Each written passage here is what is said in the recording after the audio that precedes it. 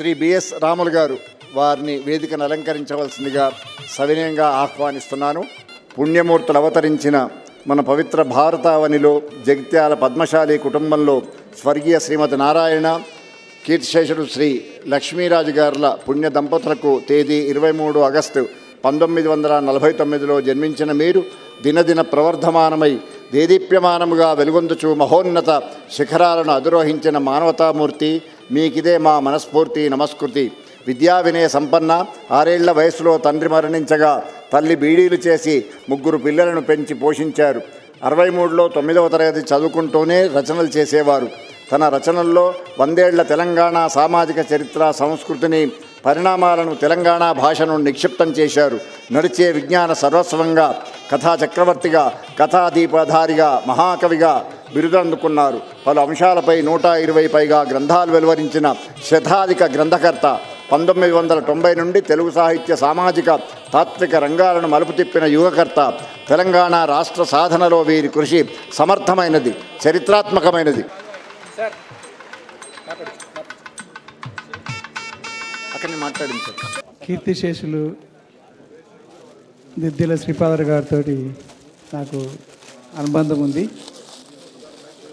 1990 April 2వ తేదీ నాడు మంథెనిలో రాడికల్ యువజన సంఘం జిల్లా మహాసభలు జరిగినప్పుడు వాటికి ఆయన ఆహ్వాన సంఘం అధ్యక్షుడు. నేను 6 సంవత్సరాల రహస్య జీవితం నుంచి ఆ రోజు బహిరంగ జీవితానికి రావడం జరిగింది. ఆ రాత్రి అంతా కార్యక్రమాలు జరిగిన తర్వాత గద్దరు, వరవరరావు, మేము, దేవులపల్లి రమరు, మామూలు సంధ్య అందరం కలిసి జగిత్యాలకు తీసుకుని వచ్చి ఆ తర్వాత మా శ్యామల గారికి నన్ను ఇంట్లో అప్పగించారు. అది దిద్దెల శ్రీపాదరావు గారి మొదటి పరిచయం అక్కడ.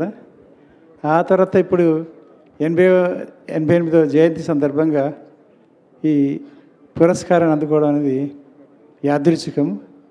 ఆ తర్వాత ఈ బిరుదు ప్రదానం చేయడం, ఇంతమంది ముందు ఇది తీసుకోవడం చాలా సంతోషంగా ఉంది. ఈ సందర్భంగా ఒక 2 విషయాలు చెప్దాం అనుకుంటున్నాను. తెలంగాణ రాష్ట్రంలో కొత్త ప్రభుత్వం ఏర్పడి ఏడాది దాటింది. సాంస్కృతిక సాహిత్య విధానం పాలసీ అనేది ఒకటి తయారు చేయాల్సిన అవసరం ఉంది. అది ప్రభుత్వం దగ్గర బి నరసింహారావు గారు మన ఉప ముఖ్యమంత్రి గారికి మీకు అందజేశారు. అది గుర్తు చేయమని అన్నారు. నేను చదివాను, చాలామంది చదివారు. చాలా విషయాలు ఉన్నాయి. మనం దానివల్ల భారతదేశంలో తమిళనాడు ఎలాగైతే గత దశాబ్దాలుగా ప్రపంచవ్యాప్తంగా తమిళనాడుకు ఒక గుర్తింపు ఉందో మన తెలంగాణకు అలాంటి గుర్తింపు సాహిత్య రంగంలో, సాంస్కృతిక రంగంలో, సినిమా రంగంలో, అన్ని రంగాల్లో గుర్తింపు ఉండే అవకాశం ఉంటుంది. అందువల్ల ఆ విధాన పత్రాన్ని కొంతమంది మాలాంటి వాళ్ళందరితో కలిసి కూర్చుండి మీరు సమయం ఇచ్చి చర్చించి వెంటనే ఈ బడ్జెట్లో సమావేశాల్లో దానికి బడ్జెట్ కేటాయిస్తే బాగుంటుందని అందరి తరఫున, సాహిత్యవేత్తల తరఫున, సాంస్కృతికవేత్తల తరఫున నేను విజ్ఞప్తి చేస్తున్నాను.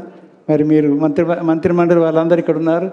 మీరందరూ దీని గురించి ఆలోచించాలని కోరుతూ ఈ అవకాశం వచ్చిన ఈ పురస్కారం వచ్చిన కుటుంబ సభ్యులకు, శ్రీధర్ బాబు గారికి, ఈ మాట్లాడడానికి అవకాశం వచ్చినటువంటి ఉప ముఖ్యమంత్రి బట్టి విక్రమార్క గారికి, ఎందుకంటే వారే దీని బాధ్యత తీసుకోవాల్సిందిగా కోరుతూ సెలవు తీసుకుంటున్నాను. జై తెలంగాణ.